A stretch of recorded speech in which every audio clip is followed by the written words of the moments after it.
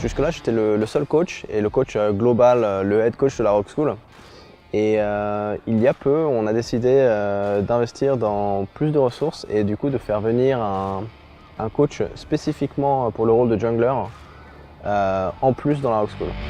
Voilà, par contre le bouclier noir il sera sur le Masterwork. Oh les dégâts, trouvé directement je suis pas l'aise, on pourra rappeler.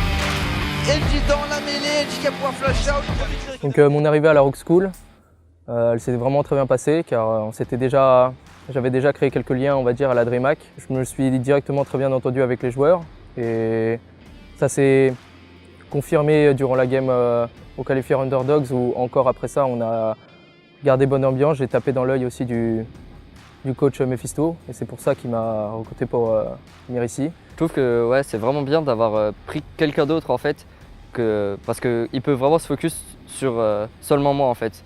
Parce qu'avant, du coup, on avait un coach, mais il avait 5 joueurs. Du coup, il n'avait pas forcément tout son temps pour un seul joueur. Et je pense que le rôle que je joue en jungle, c'est un des rôles qui nécessite le plus de connaissances, etc.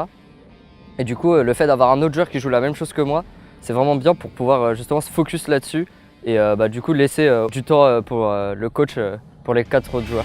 Avec le qui est passé, le heal, malheureusement, il sera pas suffisant, le flash a été poussé également et c'est le first blood récupéré par Cloudya sur cette action. Engie est un ancien ou un joueur du Subtop FR qui était dans l'équipe BGenius précédemment, qu'on a battu pour se qualifier en Underdogs. Et je l'ai repéré parce qu'il avait des qualités que mon jungler actuel n'a pas. Et c'est pour cette raison que j'ai décidé de l'incorporer dans le coaching staff afin que les deux bénéficient des compétences de l'un et de l'autre. Comme on s'entraîne avec Engie, en principe on fait un scrim, une game d'entraînement.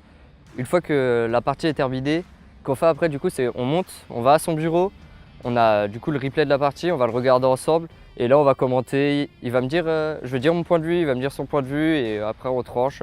Souvent c'est lui qui a raison parce qu'il a un point de vue omniscient sur la partie, il voit tout. Et parfois je conteste, parfois c'est bien, parfois c'est pas bien et comme ça on progresse petit à petit et c'est en bien. Donc durant les scrims, je suis derrière Shogs, j'essaie de voir ses points forts et ses points faibles. Ensuite faire un review à la fin un peu plus personnel, afin de voir ses erreurs et ce qu'il aurait pu mieux faire. Et dans la globalité, après essayer de voir avec les autres joueurs pour essayer vraiment de choisir la meilleure chose à faire selon sa team. Le plus intéressant c'est la vision, attention, le flash, le droit pour pouvoir aller chercher Paco qui se fait sur 3 personnes. Je pense que si on continue de s'entraider de cette façon, et même encore plus, beaucoup plus sérieusement, je pense pouvoir atteindre le niveau pour être intéressant pour les équipes de haut niveau. Ouais.